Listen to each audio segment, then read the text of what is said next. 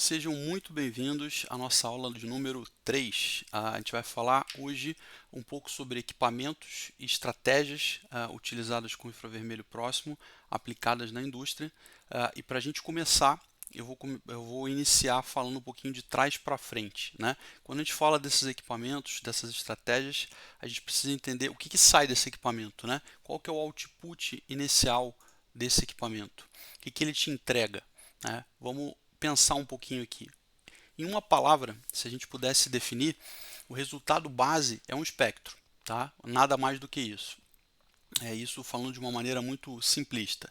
Obviamente que cada marca e cada fabricante vai tender a utilizar como output final um tipo diferente de espectro ou uma forma diferente de falar a mesma coisa. Tá? Isso a gente não está ainda falando sobre a parte de quimiometria que a gente comentou nas aulas anteriores, sobre a possibilidade de você fazer cálculos matemáticos e utilizar esse espectro com um fim quantitativo e não somente qualitativo. Tá? Então, aqui eu tenho um exemplo para vocês de uma série de resultados que a gente tem vindos da tecnologia NIR. Tá? Então, o que vocês podem observar aqui? A gente tem uma série de gráficos diferentes. Esses três iniciais aqui do lado, deixa eu botar a canetinha aqui para ficar mais fácil para vocês visualizarem.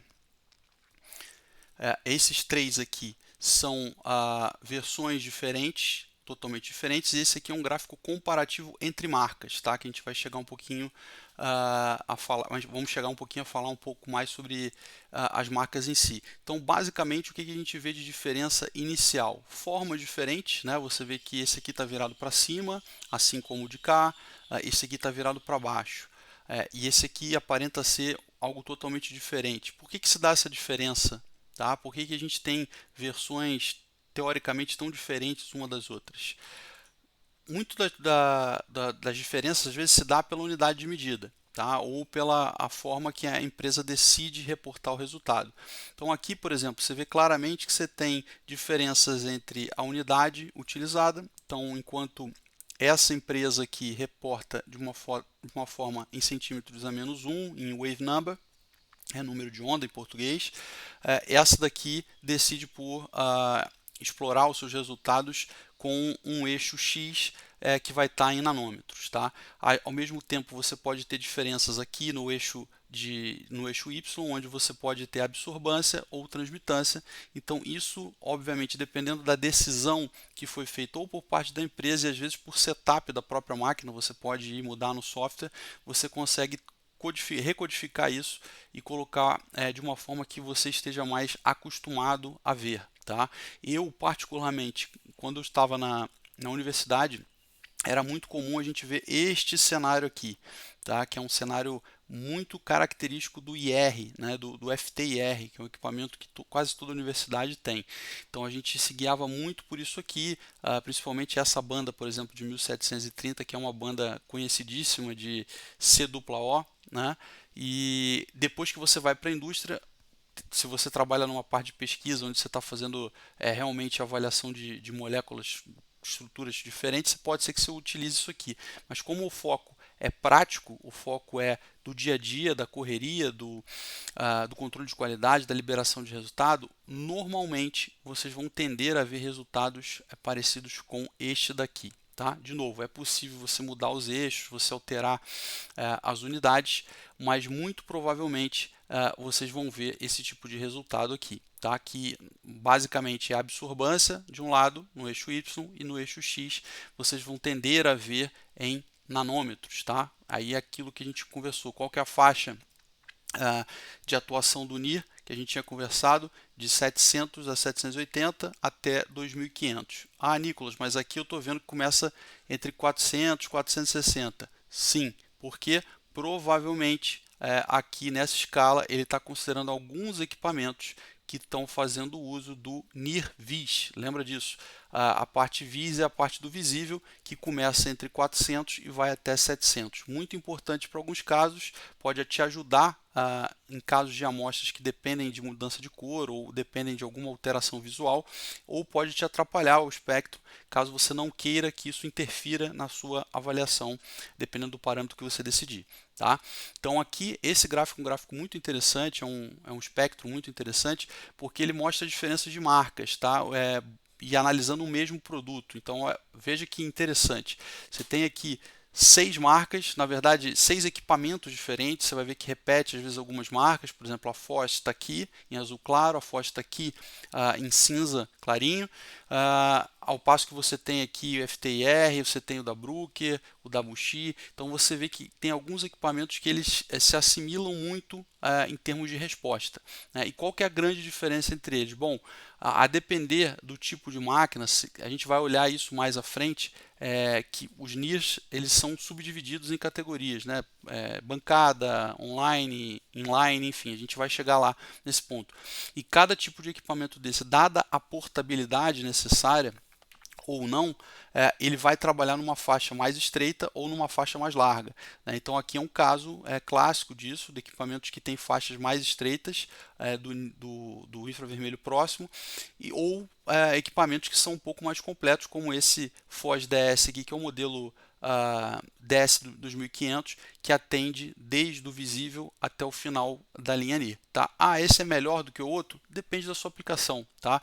A gente não está aqui especificamente falando de marca A ou B ou C. Tá? O objetivo é mostrar a tecnologia. Agora, a aplicabilidade vai depender da sua amostra, vai depender de onde ela responde, do que você precisa. E, claro, você não necessariamente às vezes precisa dar um tiro de canhão para matar uma mosca. Então, às vezes, um equipamento que tem uma faixa de trabalho mais curta, ela vai te atender tão bem ou da mesma forma que o equipamento com uma faixa muito grande de trabalho. Tá? Então, de novo, vai sempre depender da sua parte amostral. Tá? Vamos seguir aqui. Então, assim, a gente falou o que sai do equipamento, sai espectro, certo? Isso é a resposta simplista e dizendo em forma mais bruta, né? O que o equipamento lê, qual que é o output? É um espectro. Só que se ele for trabalhado, organizado, orientado, matematicamente desenvolvido, que aí a gente entra com a questão da quimiometria, e eu quero que vocês guardem esse conhecimento, a quimiometria é algo extremamente importante atualmente, a gente pode conseguir resultados iguais o das telas que eu vou dividir com vocês aqui, que é isso que a gente quer. Né? Quando a gente trabalha na indústria, a gente quer velocidade, a gente quer qualidade, obviamente, mas a gente quer uma qualidade que entregue com velocidade. Porque se a gente tem uma tecnologia que demora muito tempo para te dar um resultado, ou se ela custa muito caro para ser realizada, isso às vezes é um impeditivo. Às vezes você está numa fábrica pequena, você está numa empresa pequena, ou você está numa empresa que você depende de velocidade para poder alavancar a sua produção ou a sua liberação de resultado. Então isso é muito importante. A quimiometria ela vem justamente para tentar acelerar esses métodos rápidos para te dar resultados como esses daqui. Então assim, eu vou parar alguns segundos para a gente poder dar uma olhada e interpretar. Tá? Aqui eu peguei como exemplo um software que chama EasyScanNova, tá? Se eu não me engano, ele é um software da Foz, é isso mesmo. E ele, obviamente, dependendo do que você desenvolveu, do que você construiu e do ramo que você atua, você vai ter resultados mais variados. Então, estamos falando, por exemplo, nesse caso aqui, de uma análise de leite, de queijo, perdão, onde você vai ter o teor de proteína, o teor de sólidos totais, o teor de umidade sendo dada em 45 segundos. Então, assim, imagine você agora, é um exercício que a gente precisa fazer na sua realidade, na sua empresa, fazendo as suas atividades do dia a dia, onde você talvez aqui neste caso, você precisaria fazer uma análise de umidade em estufa, que normalmente é um método primário, uma análise de proteína por Kildall, que também é análise por nitrogênio, enfim, complexa e cara, e uma análise de sólidos totais também por estufa, onde você vai ter aquecimento, até estabilização da amostra e tudo mais. Então, ter isso tudo que você teria talvez em 3, 4, 5 horas, a depender da metodologia utilizada, em 45 segundos, poxa, isso é um ganho de tempo, de otimização, de redução de recurso incrível. Então, o objetivo é a gente abrir a nossa mente aqui para as possibilidades, tá? Então, de novo, com um equipamento dessa magnitude, você tem estas possibilidades. Aqui é um exemplo nessa tela aqui já de óleo de soja, tá? Onde na análise feita com uma amostra única, ou seja, ele pegou praticamente um vial, colocou dentro do equipamento, ele obviamente já tinha feito todo o trabalho de desenvolvimento de curvas, de abastecimento com dados primários, ele começou a poder gerar resultados de forma instantânea. Então aqui ele está tendo que a gente chama de single shot, né? uma análise única de 45 segundos, ele conseguiu umidade, free fat acids, né? Que são os ácidos graxos livres, fósforo e peróxido. Tudo isso numa tomada só de amostra. Então imagina que grande velocidade, que grande avanço isso é para a tua indústria, para o seu trabalho do dia a dia, o quanto você pode otimizar de tempo para se preocupar com outras coisas ou para poder fazer outras atividades muito mais importantes. Tá? Aqui um outro exemplo também, se eu não me engano, de farinha, tá? Que aí é umidade, proteína, sólidos totais e amido. Tá? Não tenho certeza se é isso, mas acredito que seja farinha. E aqui a gente tem um exemplo de carne de boi, tá? Cattle meal. Então você vê aqui, ó, numa única análise, parecida com a foto que eu deixei no último slide da nossa aula passada, que eu mostrei aquela placa de Petri grande na imagem, onde tem a carne sendo colocada no equipamento, você teria em uma análise rápida, em 45 segundos, umidade, gordura, proteína, fibra e cinzas sendo avaliadas ao mesmo tempo. Então, a ideia é vocês pensarem agora na realidade de vocês para ver como é que vocês poderiam aplicar isso dentro de casa. Tá? Então a pergunta que vem, obviamente, depois disso tudo é: beleza, mas como eu posso fazer isso? Antes da gente ir para o como, a gente precisa entender quais são as marcas que existem desses equipamentos, né? Quais são os modelos, o que a gente pode entender sobre isso mais a fundo. Bom, de forma resumida, a gente tem 5 tecnologias, né? A gente tem o mesmo equipamento sendo dividido em 5 grupos diferentes. Você tem as linhas, e aí quando eu falo isso, eu falo em termos de estrutura física dentro do equipamento. Tá? A gente tem a linha de FT-IR ou FT-NIR, tá? Que é aquele, na aula, se eu não me engano, na aula 2, a gente conversou um pouquinho sobre a estrutura do equipamento, como é que funciona a transformada de Fourier. Então são equipamentos que seguem essa estrutura, né, seguem essa tecnologia, que é como Bruker, Thermo e Buchy. Tá? Você tem a linha que trabalha com o arranjo de diodo, que é aquela linha mais rápida, mais tecnológica, que trabalha a Perten, a Zeiss e a Foss, e você tem os instrumentos de infravermelho dispersivo, tá? Que é um pouco diferente, similar ao arranjo de diodos, mas com certas pequenas mudanças internas dentro do equipamento, que impacta no comprimento de onda na faixa de trabalho, que aí você tem como um outro equipamento, um outro modelo da Foss e o da Unity, que também trabalham dessa forma. Do outro lado, o item 4 e o item 5, você tem o MEMS, que é o Micro Electromechanical Systems, que é a parte portátil do NIR, que é muito legal também, para quem faz trabalho em campo, para quem faz trabalho que precisa levar isso de forma portátil para fazer alguma análise ou fazer algum tipo de escaneamento para algum estudo e depois tratar esses dados de uma forma individualizada, você consegue usar essa tecnologia. Eu vou mostrar alguns exemplos para vocês também. E a tecnologia, por último, a LVF, que é a Linear Variable Filter, tá? Que é o compacto, são equipamentos menores, bem compactados, porém com essa linha de filtro variável você consegue ter uma resolução superior. Então qual que é a diferença entre o MEMS e o LVF? O MEMS são equipamentos portáteis, que eu vou mostrar uma imagem mais para frente, onde você tem baixa resolução. Tá? Então é aquilo, sempre é um trade-off, né? O que você ganha e o que você perde.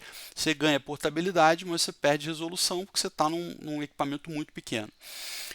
Já no LVF você vai ter um preço um pouco mais elevado, porque você vai conseguir manter a portabilidade, só que você vai ter uma resolução muito mais alta. Não é igual um equipamento de laboratório, um portátil, um equipamento de bancada, porém já te entrega muito mais do que um MEMS. Tá? Então aqui tem uma tabela separada. É óbvio aqui que também é só um exemplo aqui de algumas marcas que estão no mercado. Existem muitas outras marcas que atuam com essa tecnologia, só que vamos dizer que essas daqui são as que estão mais em alta, tá? São as que têm maior relevância, têm maior market share no mercado, tá? Então, inicialmente a Foz, que está com essa tecnologia, foi uma das primeiras a colocar essa tecnologia no mercado, então ela vem de longa data, com os modelos aqui, o XDS, o NIRS 6500, DS 2500, Infrastruct, enfim, a Bruker com 3 modelos, a Bushi com 2 modelos, a Unity com 2 modelos,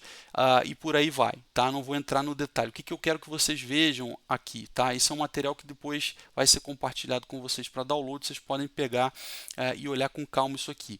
Você tem o nome dos instrumentos, o tipo de tecnologia aplicada, que são baseado nesses 5 itens que a gente discutiu um a um. Você tem o Wavelength Range, que é nada mais nada menos que a faixa de trabalho, né, de comprimento de onda. Então você vai ver aqui, ó, tem uns que são de 400 a 2500, são normalmente comprimentos de ondas que pegam o visível, né, que a gente discutiu. Você vai ver equipamentos que tem um pouco mais curto, que é só a parte do NIR sem o visível, como os da Bruker, que começam de 780 a 2500. Vocês têm equipamentos ultra concentrados numa faixa que é onde tem maior, realmente, eu não diria relevância, mas maior número de sinais, que é a parte do 1000 ou 2500, tá? A Bushi trabalha focado nisso, e aí volta naquele slide anterior para você ver a questão do gráfico do espectro que é emitido, que você vai ver que são faixas bem mais curtinhas de trabalho. Você tem equipamento da Unity, que vai de 1200 a 2400, ou seja, ainda mais estreito, mas você tem modelos como o Excel, que é um modelo que trabalha com uma faixa um pouco maior. Apertem as AIS e um modelo da Foz específico que trabalham com uma faixa também bem segmentada, bem no meio, na verdade, né? Ele não começa nem no início e também nem no fim da faixa do NIR, então ele trabalha numa zona ali de 950 a 1650. E você tem equipamentos da Termo, de 833 a 2500 e por aí vai. Então o que eu quero que vocês entendam? Existem uma infinidade de marcas e modelos diferentes desse tipo de tecnologia. Tá? A gente não está aqui para dizer esse aqui é melhor do que esse, aquele é melhor do que aquele outro. Tá? O objetivo é vocês verem as opções, enxerguem as cartas na mesa, vamos entender a tua amostra, o teu modelo de trabalho, o que você precisa para a gente daí entender aonde a gente pode procurar. Tá? E de novo, esse aqui são só um exemplo de algumas marcas, a gente tem muito mais no mercado. E aqui a gente tem a parte de Sample Presentation, ou seja, a apresentação da amostra, que te ajuda também a ter uma filtragem. Né? Então, assim, equipamentos que trabalham com... Você pode trabalhar com as sementes inteiras, né? Whole seeds, você pode trabalhar com pó, pó de forma geral, né? Ground powders, você pode trabalhar com amostras úmidas, né? E aí úmidas ou líquidas ou semi-líquidas, pastosas, né? E líquidas totalmente. E aí você vai ver um pouco de como isso é avaliado por parte do equipamento. Aqui no caso do líquido, grande maioria é transreflectância, né, que é tradicional para líquidos, não tem muito o que fazer, e você tem outras apresentações aqui para as demais amostragens, com placa de Petri, com a gente chama de Small e Large Cup, que são os copos, né, para receber essa amostra maiores ou menores, dependendo da homogeneidade da amostra e tudo mais. Então isso aqui é um exemplo para você poder depois olhar com calma e entender um pouco mais sobre cada um. Tá? E aí, claro, se você se interessar por algum específico, acho que vale a pena fazer uma busca mais a fundo na internet, pegar uma brochura do equipamento para você poder entender. Para quem não sabe, brochura é como se fosse o trailer, né, do equipamento, são os highlights ali, são todas as informações mais importantes que você pode avaliar a fundo ali, entender um pouco mais e tirar uma dúvida se você quiser depois entrando em contato com algum fornecedor. Tá? Então vamos seguir. Bom, que tipos, que tamanhos, que modelos e que estratégias existem, tá? Isso aqui é muito importante, isso aqui para mim é um dos slides que mais abre a cabeça de vocês quando a gente fala desse tipo de tecnologia aplicada à indústria, tá?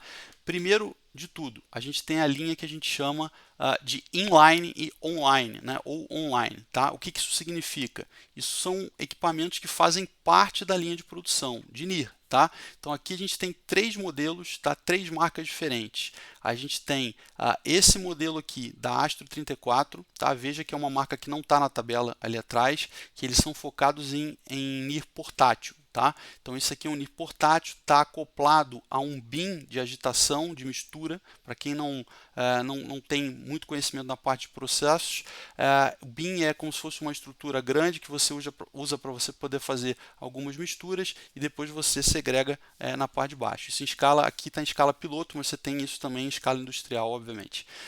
Você tem a versão aqui da Bushi, que é um NIR, né, um NIR online que eles chamam, onde ele vem com o acoplamento na tubulação. Então aqui vejam que o exemplo que a gente tem, muito provavelmente isso aqui é milho, tá? Então você tem a passagem dos grãos de milho passando pela tubulação e você pega um segmento dessa tubulação e você acopla com o NIR para que ele faça a leitura online, inline, e você tenha resultados que a gente chama de real time, né? Ou seja, ao todo momento que aquela amostra está passando, ficando um tempo segregada para receber a leitura e indo embora, você tem resultado sendo gerado instantaneamente. Tá? Então isso é muito legal para a otimização de processo. Às vezes você consegue, utilizando essa tecnologia, eliminar talvez análise, tomada de amostras para laboratórios de controle de qualidade, simplesmente fazendo essa implementação. Não quer dizer que o laboratório de controle de qualidade não vai existir mais, tá? Muito pelo contrário, porque lembra, a calibração destes equipamentos são sempre feitas em cima dos métodos de referência. E os métodos de referência normalmente são os laboratórios que possuem, né? Controle de qualidade, pesquisa e desenvolvimento, R&D e por aí vai. Tá? Então, isso não exclui completamente o outro, mas isso otimiza e você reduz a carga de trabalho consideravelmente. Esse terceiro exemplo é um equipamento da Foz, chama ProFoz. Tá? Aqui um exemplo clássico de utilização também em linha. Você vê que é um pouco diferente dos demais, principalmente para o da Bushi. Ele é um equipamento que está fazendo a leitura no belt. Tá? O belt é essa faixa que vai passando com o produto, né? A cinta que passa com o produto. Nesse caso aqui é o que a gente chama de slab gum. É um pedaço grande, uma folha de chiclete que vai depois ser cortada, tá? De goma de mascar. E ele está fazendo a leitura em real time ali o tempo todo. Tá? Isso aí vai te dar resultados também automaticamente diretos na linha, o que dependendo do grau de otimização de linha que você tenha. Se você está numa empresa que está implementando, por exemplo, a indústria 4.0, que é tudo sendo integrado ao mesmo tempo, esse é um equipamento, né, todos eles são equipamentos que você pode fazer uma integração de linha automática. Então o que eu quero dizer com isso? Ele fez a leitura e ele identificou algum parâmetro fora da especificação ou algo errado, ele automaticamente, como ele gera o resultado fora de spec, ele vai mandar a informação para o teu sistema e o teu sistema integrado da indústria 4.0 que a tua empresa está implementando ou está trabalhando nisso, você pode ter um ajuste de processo automaticamente, a depender, claro, do que você está trabalhando. Tá? Ou então avisar de forma automática ao operador, ao auxiliar de operação, a fazer algum tipo de ajuste porque o produto nesse momento está fora de especificação. Então é ter a visão macro, tá? Não é porque você trabalha num laboratório de controle de qualidade ou num laboratório de pesquisa que a gente não precisa entender do todo. É muito importante que se entenda o todo porque é daí que vêm as boas ideias e aí você consegue às vezes botar a tua área como uma parte de relevância técnica muito grande dentro da corporação. Tá? Então, na segunda linha, a gente tem os portáteis, que foi o que eu comentei com vocês, que usa aquela tecnologia do MEMS, né, ou do LVF. Então, aqui são exemplos clássicos, a gente chama em inglês o portátil de handheld, tá, que é a mão, né, sendo colocado à mão. E aqui você tem 3 exemplos. Tá? Esse é um exemplo clássico, se eu não me engano, esse equipamento é o equipamento da Metron, onde você pode fazer a leitura no gatilho ali direto. Né? Ele já vem com uma grande base de dados dentro desse equipamento. Você, claro, pode criar a sua, mas ele já vem com uma grande base de dados e você pode fazer recebimento de amostra. Então, se você trabalha numa empresa onde às vezes o recebimento toma muito tempo, o caminhão tem que encostar, retirar uma amostra, esperar o controle de qualidade analisar para poder liberar o recebimento, você tem aí talvez uma boa possibilidade de fazer uma substituição e ter mais agilidade no recebimento amostral, no recebimento de carga, perdão, tá? Ao passo, por exemplo, também que acontece muito, você está recebendo uma carga gigante, um caminhão ou vários caminhões, e o cara te entrega um certificado do que você está comprando, o que você está recebendo é, sei lá, farinha. Tá? Mas quem te garante que de fato é farinha? A gente não dá para abrir o saco e cheirar ou ver o que é aquilo ali para poder entender se de fato é o que eu estou falando, o que o papel está falando que é. Você não precisa mais passar por isso. Você pode simplesmente parar de acreditar simplesmente no papel e passar com uma análise dessa rápida, fazer uma identificação instantânea e imediata em alguns pontos amostrais do caminhão, do produto que estiver parado, para você pelo menos garantir se ele está te entregando o que ele está falando que está entregando. Tá? E às vezes não é por maldade, às vezes não é por malícia, muito pelo contrário. Às vezes quando sai para entrega, às vezes inverte-se os caminhões, às vezes inverte-se as cargas, o cara está com a documentação correta, mas está com a carga errada. E como é que você pega isso? Se você não tiver uma pessoa bem treinada na entrada para poder observar, você pode com a máquina dessa, com o equipamento desse portátil, em 40 segundos, 1 minuto, você pode fazer uma análise e identificar um grande problema que afetaria toda a cadeia produtiva subsequente. Tá? Então aqui a gente tem, além desse equipamento, outros equipamentos portáteis. Esse aqui é o equipamento de campo, parece uma lanterna, onde você pode usar para poder fazer leituras e tratar os dados posteriormente, que essa é a parte boa. Você vem, trabalha, faz as leituras. Quem trabalha com rochas, por exemplo, parte de geologia, vai fazendo um monte de mapeamento e depois você trata os dados, faz a descarga de dados no computador e você começa a trabalhar os espectros entendendo se você quer uma análise qualitativa, identificação, quantificação de alguma coisa, a depender do que você se proponha a fazer com a técnica. Tá? E você tem também a possibilidade de utilizar uma microcâmera, que esse já é na base do LVF, ou seja, você tem uma alta resolução mesmo com um tamanho bem pequeno, são um pouco mais caros, né, comparativamente falando, mas são possibilidades interessantes de você colocar em qualquer lugar do processo ou alguma etapa crítica do teu produto que você queira ver ou observar, você tem essa flexibilidade de levar para outro local. Tá? A gente tem uma outra linha que a gente chama as linhas laboratoriais e as linhas at-line. Tá? Eu vou explicar o que significa cada uma. Aqui é um exemplo de um equipamento da Foz que você tem ele em duas versões. Você tem a versão laboratorial e você tem a versão at-line. O que significa isso, Nicolas? A versão laboratorial, como o nome já diz, é uma versão que você vai ter no seu laboratório. Qual que é a grande diferença? Duas, basicamente. Uma, ele necessita de um computador à parte, ou seja, ele não está integrado com o computador de forma automática, né? Você tem o equipamento e você precisa de uma base de trabalho à parte, e você tem uma estruturação física por fora bem diferente, uma estrutura de um equipamento de laboratório, onde vai ter as suas necessidades ali de variação de temperatura, vai ter a sua necessidade em relação à umidade, a não ter nenhum tipo de tremer a mesa, enfim, algum isolante e tudo mais. Coisas que quem trabalha no laboratório sabe que precisa. Tá? E aí quando você vai para a versão at-line, o at-line é equipamento que está na linha. Tá? Ela não está dentro da linha de produção, ela não faz, vamos colocar assim, ela não faz parte de dentro da linha produtiva, mas ela está ao lado da linha produtiva. Tá? Então esse é um equipamento exatamente igual ao do lado, só que é uma versão at-line. Por quê? Ele vai ter um computador integrado a ele já tem a tela com o software instalado integrado, ou seja, você não tem um Windows, você não tem nada, só tem como se fosse um software Android rodando nessa máquina, você não instala nada nela. Você só tem acesso para retirada de dados e subir, por exemplo, curva de calibração e subir algumas informações. E você tem também uma estrutura externa para esse tipo de ambiente. Tá? Quem nunca passou numa área produtiva, ou quem não teve essa oportunidade ainda, são áreas que tem muita circulação de pessoas a depender da onde você trabalha ou do tamanho da sua empresa.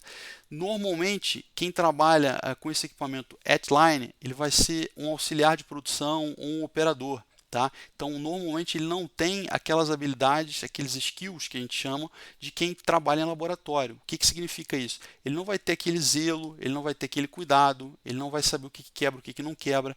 Normalmente tende a ser pessoas um pouco mais grosseiras, vamos colocar assim. Tá? E aí, para proteger o equipamento, eles são feitos para isso. Então, são equipamentos robustos, são equipamentos que têm uma alta durabilidade e são equipamentos que normalmente tem, você pode ver essa blindagem aqui lateral, diferente da do laboratório, onde você tem proteção IP65, IP75, enfim, ele é a prova d'água, ele é a prova de poeira, ele aguenta uma umidade maior, então ele é feito para um ambiente, entre aspas, mais hostil. Tá? Então, essa terceira opção aqui é um equipamento da Bushi. Eu tive recentemente, ano passado, no ano de 2022, a possibilidade de ver esse equipamento numa feira analítica e ele estava exatamente dessa forma aqui. Ele foi colocado numa caixa blindada, onde ele é constantemente sendo jogado água o tempo todo. Então, aqui é uma ideia para você ver o nível de o quão robusto um equipamento desse pode ser, a dependendo da marca que você utiliza. Então, a Bushi criou um equipamento aqui, é um monstro em termos de resistência, tá? Onde você pode trabalhar com ele absolutamente em qualquer local. Então, aqui o caso que eles colocaram para a gente era um equipamento desse, inclusive que estava trabalhando dentro de um barco. Eles faziam leitura de alguns peixes que eram pescados e eles colocavam no equipamento para fazer uma leitura de liberação, se estava dentro da especificação ou não. Então, era um equipamento que aguentava saculejo, aguentava a umidade, aguentava o salitre, né, o sal, enfim, é um equipamento realmente muito robusto. Então, essas são as características de equipamentos que a gente chama de at-line, diferente do laboratorial. Tá? E aí você pode me perguntar, tudo bem, eu não consigo comprar dois, ou eu só tenho um, eu poderia, por exemplo, colocar o equipamento de laboratório lá no at-line? Poderia. Tá? Eu, inclusive, trabalhei em uma empresa que fazia esse tipo de aplicação. Tá? Qual que é o contraponto? O contraponto você vai ter que ter um treinamento muito mais profundo com quem utiliza, você vai ter que ter o que a gente chama do owner, né, o dono daquele equipamento, que vai se responsabilizar por ele, porque qualquer tipo de problema, de dano, às vezes você tem troca de turno, pessoas, né, turnover alto, pessoas que entram e saem da companhia, que podem causar algum tipo de dano no equipamento, você vai ter um prejuízo, às vezes, totalmente desnecessário. Tá? Um copo desse equipamento de leitura, né, de amostral, que é um cristal embaixo, ou seja, é tudo delicado, normalmente custa uma fortuna. Então, é uma pessoa que esqueceu de limpar ou deixou cair no chão e quebrou, você vai ter um prejuízo, às vezes, desnecessário quando você tem uma opção específica para que você possa colocar ele na linha de produção com pessoas que não vão ter, talvez, tanto cuidado dessa forma. Tá?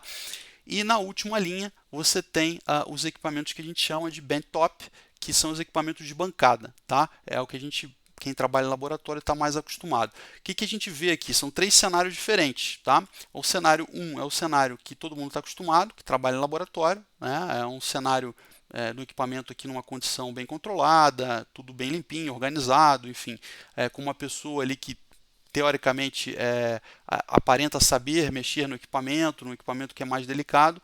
Você tem aqui um equipamento de bancada que está numa área produtiva, né? Ele seria similar a um at-line, tá? Mas ele não é um at-line, porque o at-line ele literalmente ele fica do lado da linha. Aqui é um exemplo, se eu não me engano, de uma empresa petroquímica que utiliza esse equipamento na linha. Então ele tem como se fosse um micro laboratório aberto, né? Dentro da linha de produção, sem essas divisórias de parede e tudo mais, onde o equipamento fica numa bancada um pouco mais controlado. Tá? Então também é possível fazer isso desde que você tenha uma pessoa responsável por esse equipamento, caso você tenha algum tipo de dano, né, ou prejuízo. E o último cenário é similar a esse cenário do portátil, só que é uma versão de bancada, e aí ela é um pouco mais completa, ela é mais robusta, vem com software, vem com uma série de outras possibilidades, onde você tem aqui uma pessoa na expedição fazendo o recebimento, que aí você pode dividir em duas partes, um recebimento desde externo para dentro, ou seja, eu estou comprando, estou recebendo do meu fornecedor e eu preciso garantir que o que ele está me entregando é aquilo, e você tem um recebimento e entrega de dentro para dentro, que seria você como produção indo buscar esse material nessa área e você precisa que alguém te libere ele. E aí não necessariamente você vai, às vezes precisa saber exatamente o que é. Às vezes você pode mandar codificado, eu preciso do AF22. O que é o AF22? Aqui está me dizendo que é, sei lá, um produto X. Aí ele vai lá, vai fazer o scan, fala, beleza, esse aqui é o produto X, estou te entregando o produto correto. Então você tem essa possibilidade para garantir, mitigar alguns riscos em toda essa cadeia que a gente tem aí de produtiva, desde a recepção dos materiais até a liberação deles. Então você vê a importância do equipamento em todos os cenários. A gente viu o cenário de recebimento, o cenário dentro da linha, do lado da linha e o cenário de liberação de produto ou de processo semi-acabado. Tá? Vamos seguir. Então, aqui é um exemplo muito legal, tá, que eu queria dividir com vocês. Afinal de contas, então, o que pode ser feito com esse equipamento? Então, como a gente comentou já e vem falando nas aulas, você tem possibilidade de análise qualitativas e quantitativas. Tá? Então, aqui eu tenho um exemplo de uma análise qualitativa. Como é que vem esse exemplo qualitativo? Você tem modelos de identificação, né, usados para identificar a amostra como pertencente de um determinado grupo ou tipo de produto. Né? Como é que você faz isso? Vai escaneando, vai escaneando, vai escaneando. Eu recebo uma série de itens aí, trabalho com grãos, recebo farinha de trigo, de milho, sei lá, de soja. Então você vai fazendo os scans, vai fazendo as análises, você vai criando esses modelos, esses pacotes de espectros que representam um determinado grupo. Tá? Os modelos de qualificação são usados para determinar a semelhança de uma amostra com um produto específico, tá? E as aplicações típicas da análise de identificação incluem recebimento CQ, como a gente conversou, identificação de matéria-prima antes do uso. Então, tudo isso é utilizado como um padrão qualitativo. Você está identificando se A é A, se B é B, ou se você não vai talvez pedir A e vai receber B. Ao mesmo tempo, você consegue identificar e qualificar, não quantificar, se esse produto é o que é ou se ele ele é o que é e está dentro do que você entende como bom para receber. Tá? E a gente vai ver um exemplo agora clássico disso. Tá? Então, assim, o exemplo aqui você quer se certificar de pegar uma matéria-prima certa antes de usá-la na produção, muito comum em qualquer fábrica. E você tem 14 tipos de matéria-prima diferentes, né? Grão de cevada, farelo de glúten de milho, grão de milho, grão de aveia, couza, enfim, todos esses daqui. Utilizando um modelo de identificação previamente gerado, que aí você tem duas formas de fazer isso. Você pode pegar, às vezes, modelos que já existem com o teu fabricante. Normalmente eles te dão essa opção, é claro que custa um pouco mais caro, mas eles já te dão uma database gigantesca de espectros feitos mundialmente, né, com base de dados enorme, que isso já te ajuda a acelerar um pouco do processo, ou você pode criar o próprio. Minha sugestão, pela minha experiência, crie o seu próprio, não custa nada. Se você tem uma determinada frequência de análise, se você é uma empresa grande ou uma empresa que tem uma rotina de muitas análises, você vai conseguir gerar uma database muito grande, muito rápido. Isso aí é muito tranquilo de ser feito no dia a dia, desde que você tenha análises recorrentes. É claro que você virar para mim e falar, olha, mas eu analiso uma vez lá ou outra, então talvez essa tecnologia não seja para você.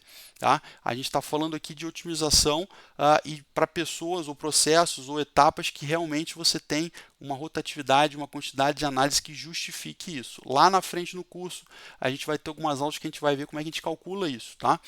Então, vamos lá. Esse é um exemplo clássico. Então, ele quer identificar uma matéria-prima. Então, o que ele tem aqui? Ele tem um equipamento, ele colocou aqui a amostra dele no equipamento.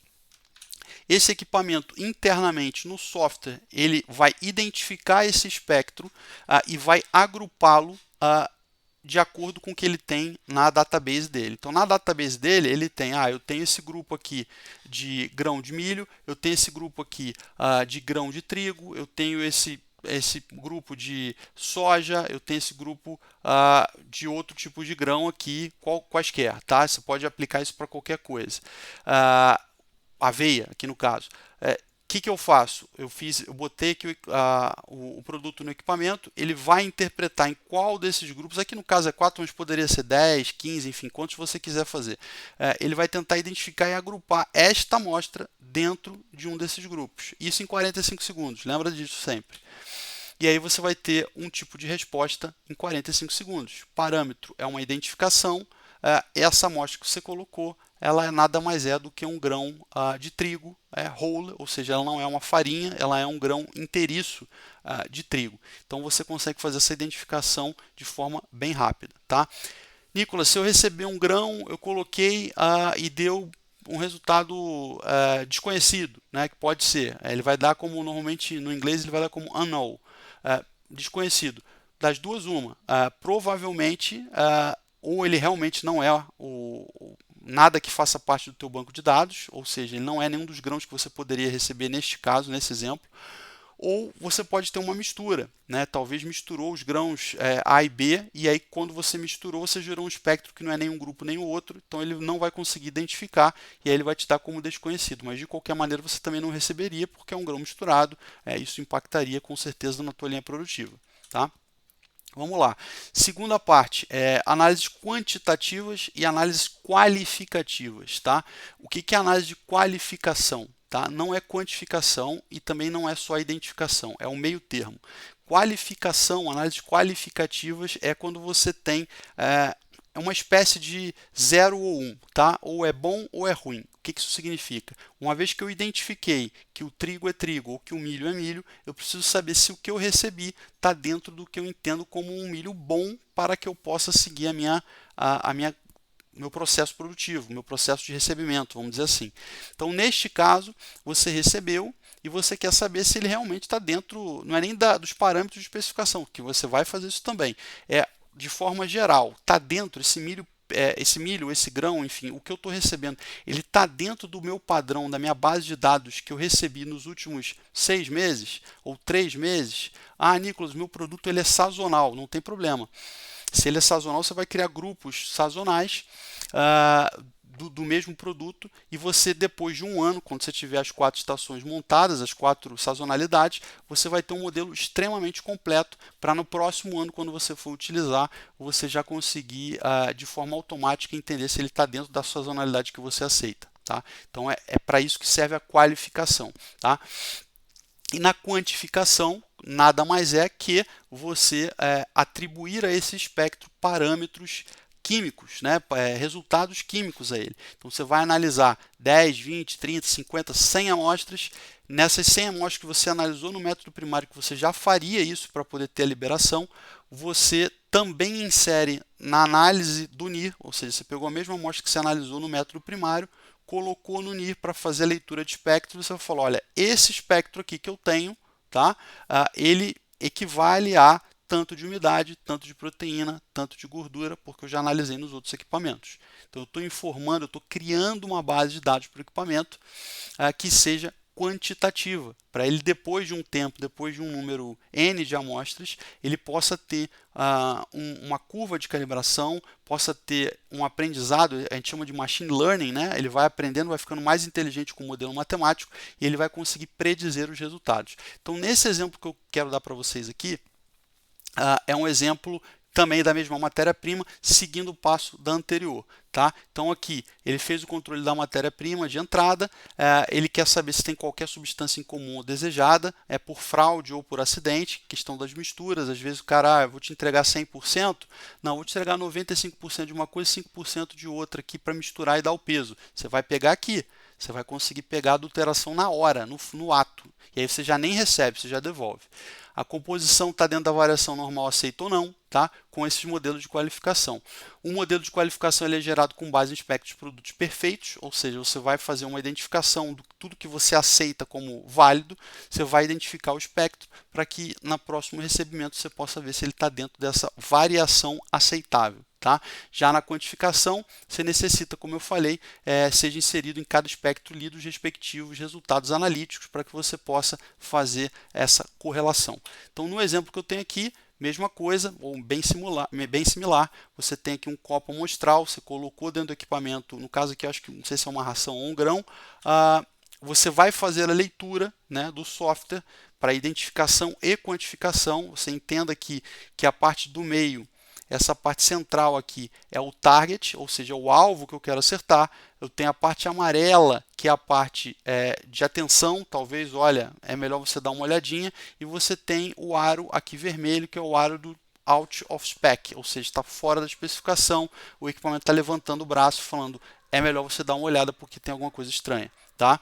Então, depois disso aqui, ele fez essa análise, ele vai te entregar um resultado agora completo. Olha que maravilha, em 45 segundos, depois de, claro, muito trabalho feito por trás, né, de construção dessa database, você tem aqui a identificação de que é um grão completo, né? Um grão cheio, não é uma farinha de trigo. Você tem a qualificação que este material está verde, ou seja, ele está, é um trigo de boa qualidade. E você tem todos os parâmetros analisados ao mesmo tempo. Você tem aqui a umidade desse grão, você tem o teor de proteína, o teor de gordura, a fibra crua, você tem cinzas e você tem amido. Tá? Então veja que em 45 segundos você fez uma recepção perfeita do material. Desde a sua identificação, a qualificação e todos os parâmetros analisados. Isso aqui é o potencial que a tecnologia NIR tem para entregar. Então é isso que eu quero que vocês abram a cabeça, porque realmente vocês podem fazer a diferença do trabalho de vocês, reduzindo consideravelmente custo e tempo, tá? Com isso a gente encerra a nossa aula 3. A gente falou bastante sobre os equipamentos, sobre as estratégias a serem utilizadas e como utilizá-las. Eu espero que tenha ficado claro tudo que a gente colocou aqui, os exemplos que foram dados. A gente falou também das possibilidades de análise qualitativas e quantitativas. A gente deu exemplos verdadeiros, né, clássicos de como é utilizado, e eu realmente acredito que tenha ficado mais transparente, mais claro para vocês do que se trata essa tecnologia e de como você pode utilizar. Há uma infinidade de possibilidades e cabe a você agora fazer a tua avaliação pessoal, profissional, pensar, refletir na tua realidade, na tua empresa e entender como que você pode empregar isso de uma forma que vai otimizar recursos, uma forma que vai entregar mais resultado, uma forma que você vai conseguir se sobressair com grandes ideias, tá? Eu espero que você tenha gostado dessa aula, que tenha ficado tudo simplesmente transparente para você. Caso não tenha ficado, retorne à aula, assista de novo, que eu tenho certeza que você vai conseguir com isso ter grandes ideias e poder levar para a próxima mesa de discussão maravilhosas e profundas discussões técnicas e analíticas para poder resolver alguns problemas, tá bom? Te vejo na próxima aula, aula 4, para a gente falar sobre prós, contras, comparativos e possibilidades. Até lá!